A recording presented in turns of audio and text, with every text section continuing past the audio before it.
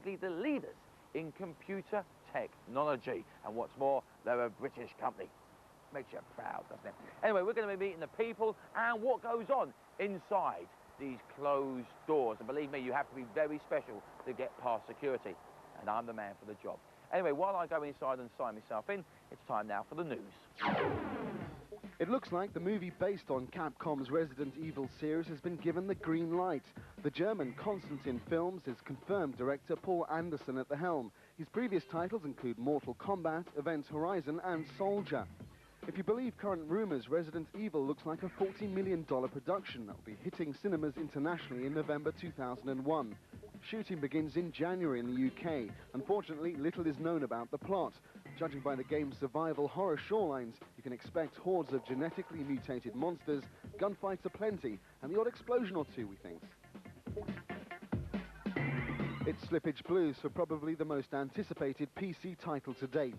Originally scheduled for Christmas release, Peter Molyneux's masterpiece Black and White looks set to hit the shelves from February 2001 at the earliest. The main reason for the delay is simple. Developers Lionhead need more time to implement the finishing touches. What touches, I hear you cry? Well, King Pete had these words to say on the subject. We're really close to finishing. It's tiny things now like camera positions. I also wanted to increase the amount of food people eat by 5%. Things like that. Right, thanks for clearing that up, Pete. Finally, the American release of Jet Grind Radio has not gone as smoothly as SEGA might have hoped. In case you missed Game Over's almost biased coverage of this stunning title, you get to take on the role of a street-smart inline skater, and your main goal in life is to spray your personal tag on any inviting surface you may come across. Problem is, a lot of American states suffer from the menace of graffiti artists doing exactly the same thing in real life, and are totally against the game being released. Some have even gone as far as to sign petitions in order to get the game banned. Now maybe we're trying to be a little too clever for our own good, but surely letting kids skate around in a virtual environment with pixelated paint and polygon brick walls would mean that they're less likely to do it in real life. Go figure. So here we are in the reception. I've been given my access all areas pass, which means basically I can go around this building and no one can stop me. I'm just waiting for David, who's the basically the PR head guru man here, who's going to be showing me around the building. Now, while we're waiting for him, a few weeks back, we were at the ECTS show, and we bumped into Dave Perry. Now, he was very keen to show off his new game, Sacrifice. So, here's our preview. Take a look at this. Well, I'm here at Novotel at the minute, but while we're at the ECTS show, we saw none other than Dave Perry, the man behind the new game, Sacrifice. So while we got the chance, we grabbed him by the neck, sat him down, and got him to speak to Game Over.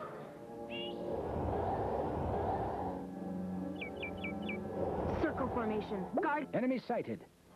Okay, what we like to do at Shiny is every year we like to go away, scratch our heads, and come up with something completely different. Every year, something different. And it's a challenge, you know. So this year, here we are with a new RPG, strategy, multiplayer, wargaming kind of action battle game. And there's nothing else at the show that's actually really like this, because it's all, the game's been designed so that you are supposed to fight right away. There's not lots of mining of rocks and like digging up stuff and cutting down trees. The idea is you can go right into battle right away and start kicking the other guy's butt. And it's really fun, and that's basically the idea behind Sacrifice. The world of Sacrifice contains 5 gods. The 5 gods are life and death, earth, air, and fire. And these different gods are fighting each other. And you step into their realm. There's a place called the Ethereal Realm. And you can choose which god you'd like to fight for. However, your personality is going to show your style. So if you choose to fight for the goddess of life, she'll want you to save people. You might kill those people. Then the god of death goes, hey, I like your style. And so he'll offer you spells. So the goal of Sacrifice is to pleasure gods, and you'll earn spells for doing it. Vermithrax illorum pejorative danorum animus diem culpa. Okay, when you're actually in the game, the more spells you get, the more powerful you become. And so what you're able to do is go and fight other people online. And so it's a very large multiplayer game as well. So basically you have a single player game, you have a multiplayer game. And for something extra, we threw in a level editor as well. That's the professional tool that we use to make the entire game on. So you too can make your own levels and be a game designer. So all 3 parts, that's actually the full thing that we've been working on. It's taken us nearly 3 years to get there. The way the design works is when you first get the game, you have 3 tutorial levels. You are taught everything about the game in those 3 tutorial levels. We also have a new system of controlling your troops. You can control hundreds of troops at one time, and to do that, we have the right mouse button control system, which means you hold down the right mouse button, and if you make a gesture with your hand, it will actually do something in the game. So, for example, if I go right button left, it will tell all of my troops to stand in a line. Right button up is all my troops will go in a semicircle. The thing that's so cool about it is if you do it really fast, no icons appear on screen at all. So if you're playing against me, you won't see a single thing appear on screen, and my troops will be doing everything I want them to. So it's a system that if you do it slowly, it teaches you how to use it. If you do it quickly, then you don't need any help at all. Guard me. I must. The idea of Sacrifice was, after doing MDK, basically we started this title up, and we hired in, because we wanted to do a multiplayer RPG-style game. That's not what Shiny's known for. So we hired some of the people that worked at Blizzard, who did Diablo and StarCraft, like the lead designer and producer and the level designer, and put them on this title.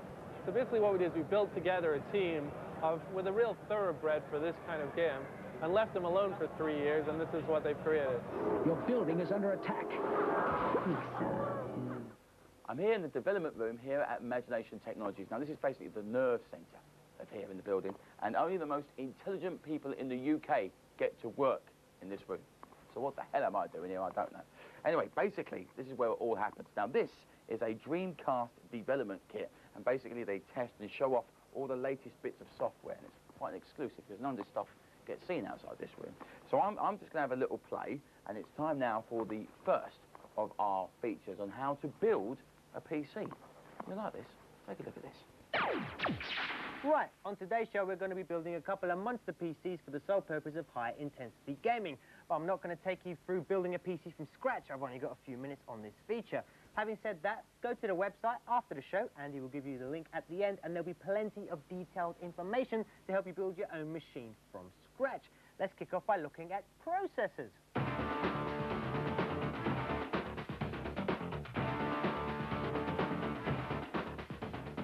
We've gone for the Socket 370p3 running at 933 MHz and an Athlon Thunderbird running at 1000 MHz. These babies are a couple of the fastest chips around at the moment and ideal for pushing those polygons around.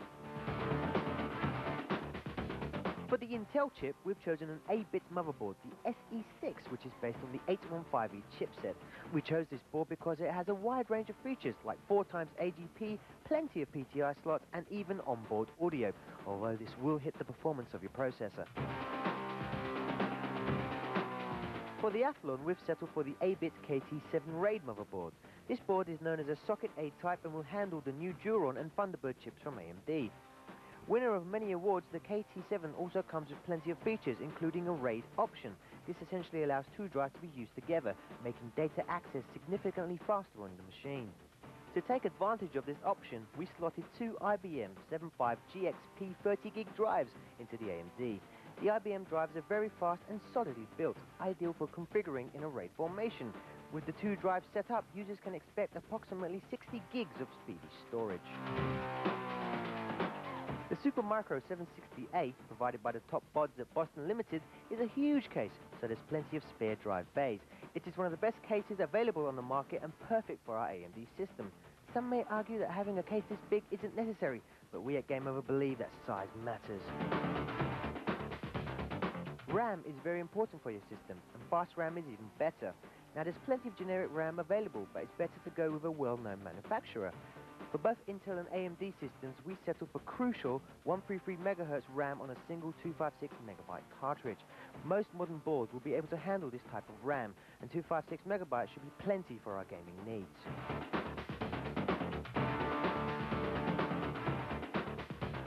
Next up is the PC case for the Intel machine. This is the new Cooler Master ATCS 200 case, which is kindly provided once again by Boston Limited. Constructed in lightweight and very shiny aluminium, this beauty features 4 fans, ideal for keeping your machine cool, easy to work with thumb screws, and a very well laid out interior. Now, CDs are on the way out with the advent of DVDs, but CD writing technology is getting cheaper and more reliable. So why not whack a DVD drive and CD writer into your machine? The Plextor PlexWriter 121032A writes and rewrites at a blistering speed. In fact, these drives are used by the majority of PC gaming magazines to burn their cover mount CDs. One of the best burners on the market, the PlexWriter also offers bomb-proof build and solid reliability. For DVD playback, we've gone with the A-Open 1640 Pro. This is a 16-speed drive that will play DVD ROMs and movies. One of the coolest things about this unit is the slot loading. Insert the disc into the drive and it slides into position very smoothly. Both drives come with plenty of useful software and utilities. If you're a real sucker for storage, you may want to go down the DVD RAM route.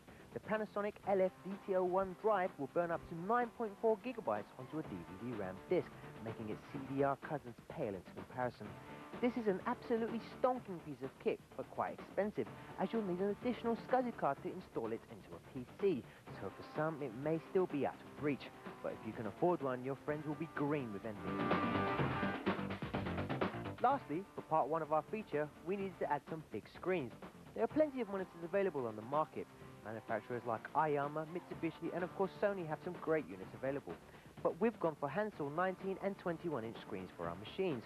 Both monitors offer pin-sharp visuals, vibrant colors, and plenty of screen size for your graphics. But best of all, Hansel monitors offer very good value for money. Right, that's part one of the PC features sorted. After the break, we're going to be looking at graphics cards and all the sound hardware you need to push your gaming pleasures to the limits. So I'll see you soon.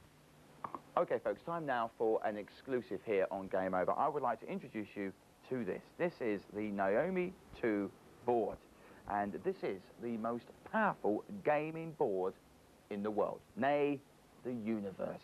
And very soon, this will be in some arcade machine in your local arcade in the very near future. It is powerful, and I don't want to bore you too much with what goes on inside because I haven't got a clue. Anyway, that's the end of part one. Join us in part two for more previews and, of course, the second of our big feature, Read a PC. We'll see you in two.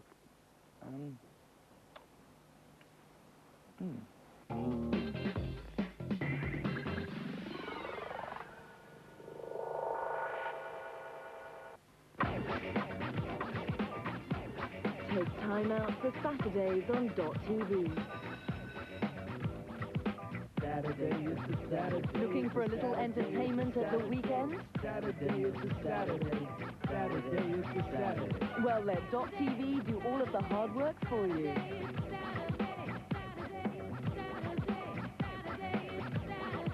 Saturdays from 12 on .tv. Relax. Howdy doody! America! Home of the big car! And where better to test out Vauxhall's latest offering? Because looking at the technical specifications, it's the biggest small car they've ever built. For example, it has safety features like active front head restraints, it has speed-sensitive power steering, athletic styling, a pedal release system, easy-tronic gearbox. No, this can't be right. It's teeny. That would fit in my trunk. Where's the rest of it? The all-new Corsa, the biggest small car we've ever built. Well, come on, it must be in here somewhere. Vauxhall, raising the standard.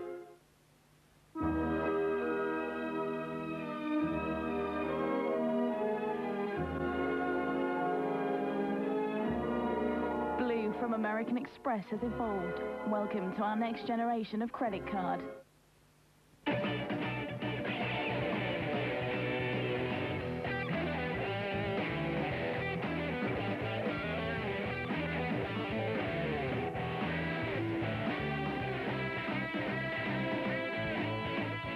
Indesit.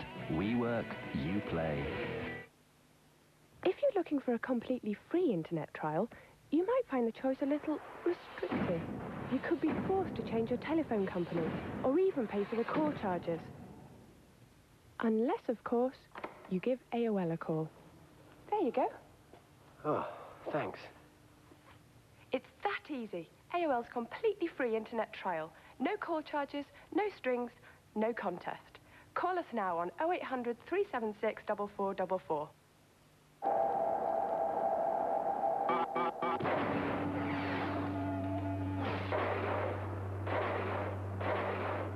Blue from American Express has evolved. Welcome to our next generation of credit card. They're here. Are you up to it? Angry. Want to get me some clothes? Sexy. What I like is more physical. Dangerous. Gorgeous. See if you get lucky. Alien. Just don't forget that I'm human too. Beige. I smell blood.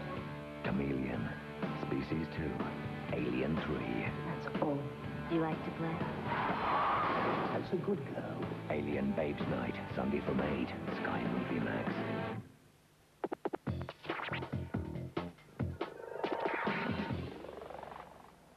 Welcome back, folks, to part 2 of Game Over. Now, earlier on in the show, I showed you a NAOMI board that was naked.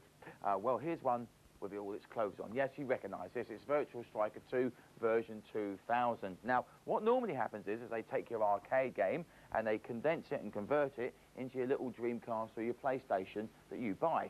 But not with this preview game that we're about to show you. It's called Half-Life. Now, it started its life as a PC game.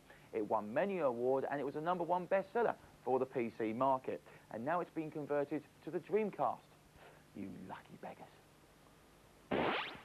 Hey, Mr. Freeman. I had a bunch of messages for you, but we had a system crash about 20 minutes ago, and I'm still trying to find my files.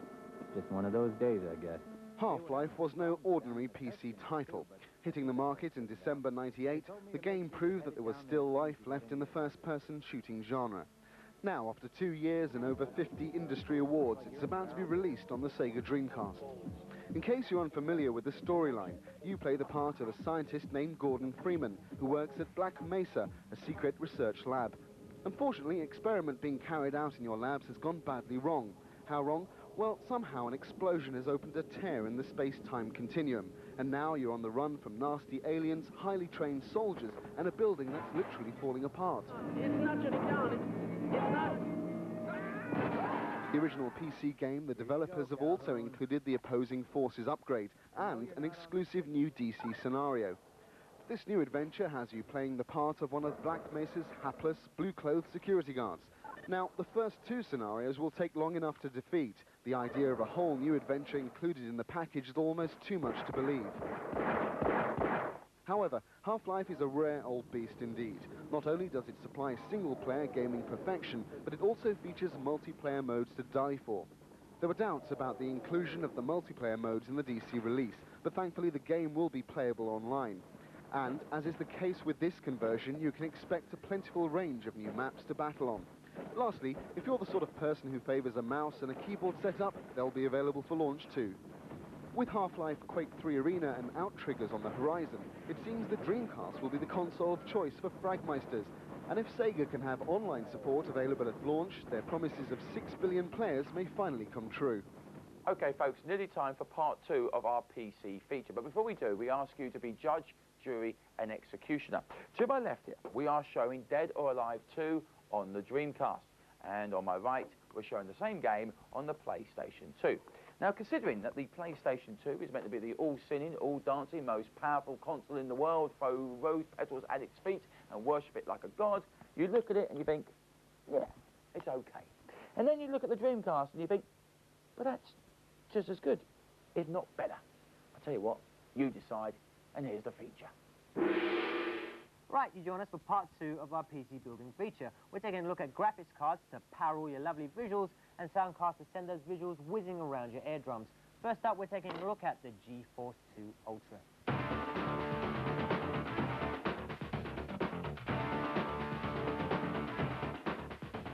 The GeForce 2 Ultra should be hitting the shops about now and is a very powerful beast. It comes crammed with 64 megabytes of speedy double data RAM and ultra-fast processing power. This card is the most powerful graphics solution available on the market and can generate jaw-dropping visuals. However, it is also an expensive piece of hardware. Slightly cheaper is the ATI Radeon. This is ATI's new generation of graphics boards, and it's certainly a very capable performer. This particular model features 32 megabytes of double data RAM, although higher spec models are available, and utilizes the new Charisma engine to generate superb graphical effects. Okay, it's not as fast as the GeForce Ultra, coming closer in performance to the Ultra's younger brother, the GTS 2, but it's still a very powerful board. Both chipsets offer excellent gaming performance, so the Intel machine gets the Ultra and the trusty Radeon is thrust into our AMD.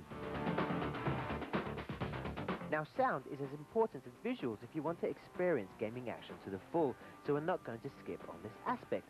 The Intel machine gets the full video logic treatment with the stunning Sonic Fury card and Digi-Theater speaker system. This combination offers blistering sonic thrills and is great value for money to boot. For the AMD, we've settled for the Creative Sound Blaster Platinum. This superb card offers jaw-dropping sound and a whole host of cool features, including a live drive IR array and remote control. However, this card costs nearly double the price of the Sonic Fury and requires a second drive bay. It may be overkill for games, catering more for music nuts out there, but if you've got the moolah, this card is well worth it. We coupled the Creative Sound Blaster with Soundworks digital speakers. Once again, this is a brilliant combination that will do movies, music and games justice. Right, so there you have it, 2 PCs built entirely from quality products. Now, you could go down to your local PC superstore and buy one of their bundles, but it's so much more fun building your own machine. And if configured properly, it will blow away any pre-built equivalent. Unfortunately, now I've got to send all this stuff back to where it's come from. That means you lot have got to go back to Andy.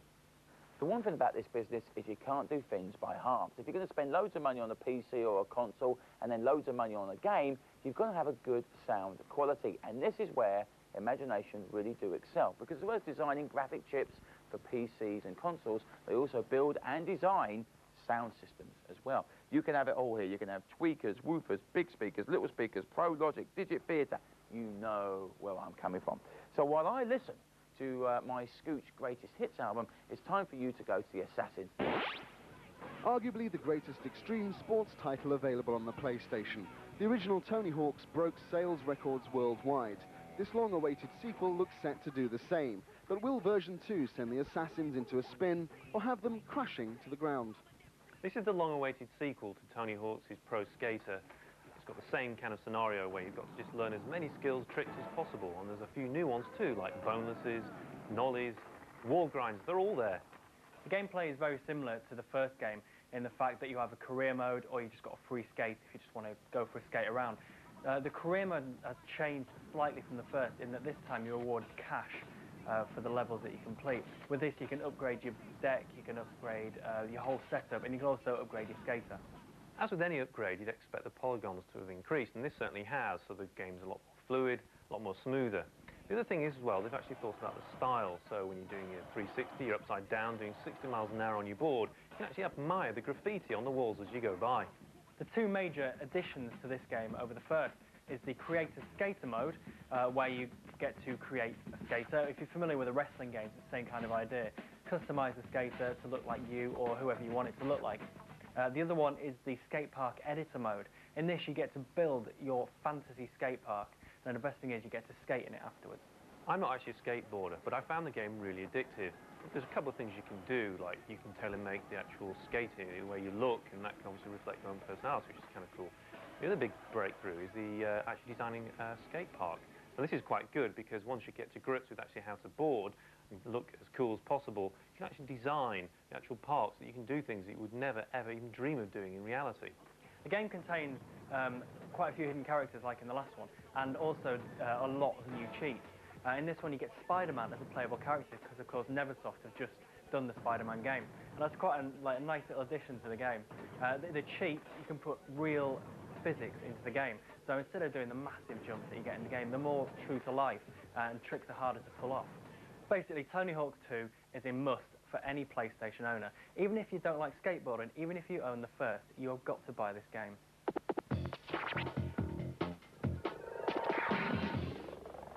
Well, there we are, folks. That's the end of today's show. I've certainly learnt a great deal today. A big thank you to everybody here at Imagination Technologies, and especially